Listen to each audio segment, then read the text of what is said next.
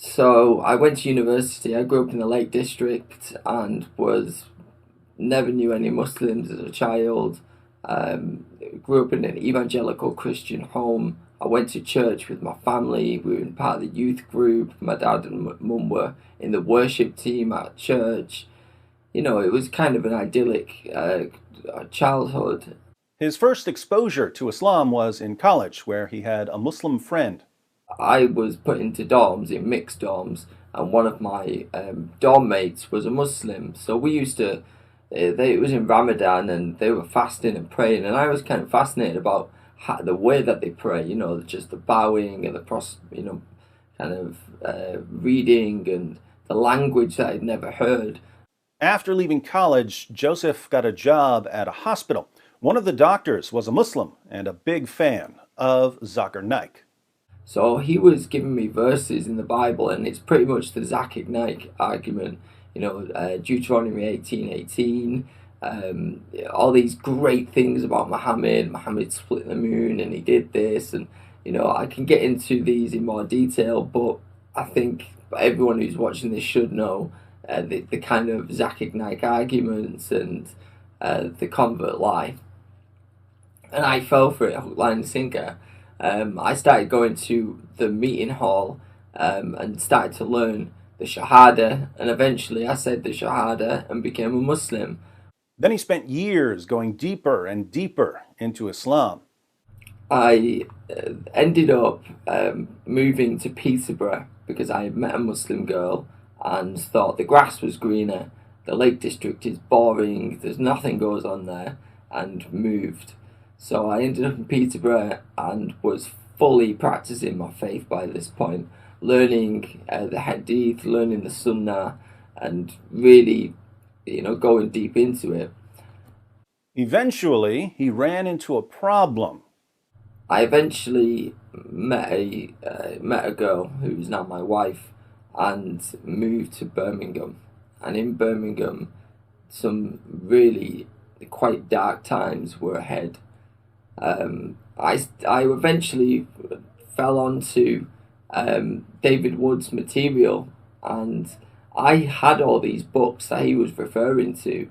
So it was certain things that he would point out, and he would give a reference in the days when he was doing ABN SAT, ABN SAT, with Sam Shimon and Pastor Joseph. So he was giving references, and he knew his stuff. He really knew his stuff.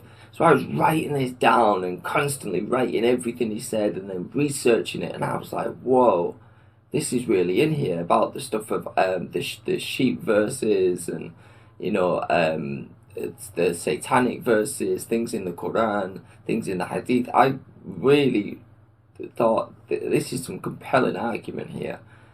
So he was watching videos from our Jesus or Muhammad days with Sam Shamoun, Pastor Joseph, and D. Wood.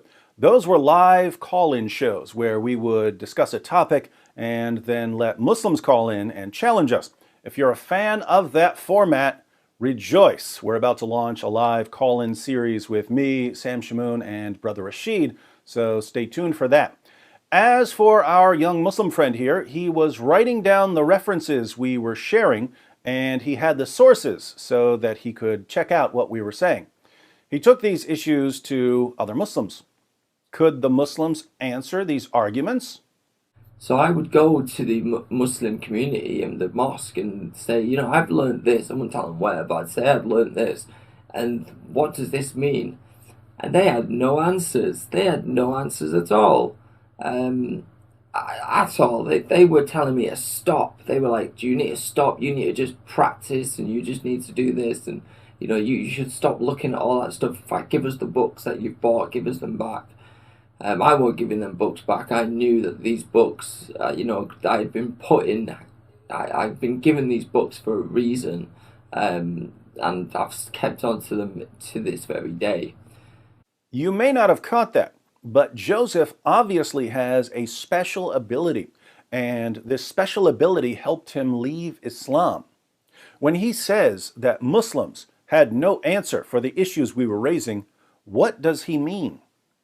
If you interact with Muslims, you know that Muslims always claim to be able to answer objections. Muslim apologists claim that they absolutely destroy our objections easily. So why is Joseph different? Well, most Muslims seem to lack the ability to distinguish between saying something in response to an objection and actually answering the objection. If you raise an objection to Zakir Naik, he'll say something in response to your objection, but he won't actually answer the objection. He'll sound like he answered the objection, but if you're really paying attention to what he says, he hasn't come close to answering the objection. In Islam, as long as you sound like you've successfully defended Muhammad and the Quran, the vast majority of Muslims will say that you totally destroyed the objection, even if you've spouted complete nonsense. So Joseph here, fortunately, has the ability to see through the smoke and mirrors. And he's not the only one. During my time in Birmingham, while I was with my wife, she got onto my notes and she was reading all these notes and she started on her own journey. She actually started to pick up Sahih Bukhari and, look at the things that I was writing down. So it would have something like Qur'an verse and, then the section about it underneath and what it really means, and then say the commentary and things like that. She started to research it, and one day I think we had this conversation of, was Muhammad really just a fake prophet? Was he a fake prophet? And we both agreed that he was. So where does that leave us? Both of us now have come to the same understanding. Notice, husband and wife both realized that Muhammad was a false prophet. How? By finding out what's in Islam's most trusted sources. Muslims believe in a vast array of myths about their prophet and their book. Their sources are the ultimate myth busters. Sadly, most Muslims never go through those sources, and their leaders lie to them about what's in their sources. This means that if we want Muslims to be able to make an informed decision about their prophet, we have to learn what's in their sources, and we have to share it with Muslims.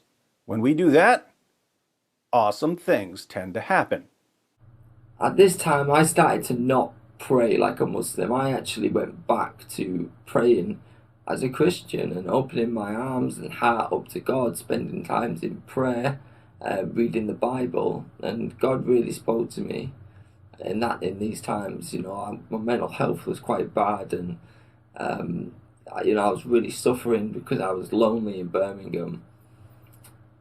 And something quite amazing happened. Nina, my wife, started on her journey to becoming a Christian as well. Later that summer, she was baptized in a Pentecostal church in Birmingham, and it's a day that I'll always remember and cherish. The day that me and another pastor, baptized my wife. Now, it would be a nice, happy ending if the story concluded with Nina being baptized, but that's not the end. Nina's family gets involved. Joseph ends up homeless. He gets stabbed, shot, and run over. Pretty terrifying life for an ex-Muslim who's becoming vocal about Islam. I'm not going to fill in any more details because I'd like you to go watch the full video on Joseph's channel. It's about 17 minutes long. The link is in the description box. Be sure to pray for Joseph and Nina and their baby. If they stay the course, there will be amazing things ahead for them. But there will be persecution as well. Welcome to Christianity.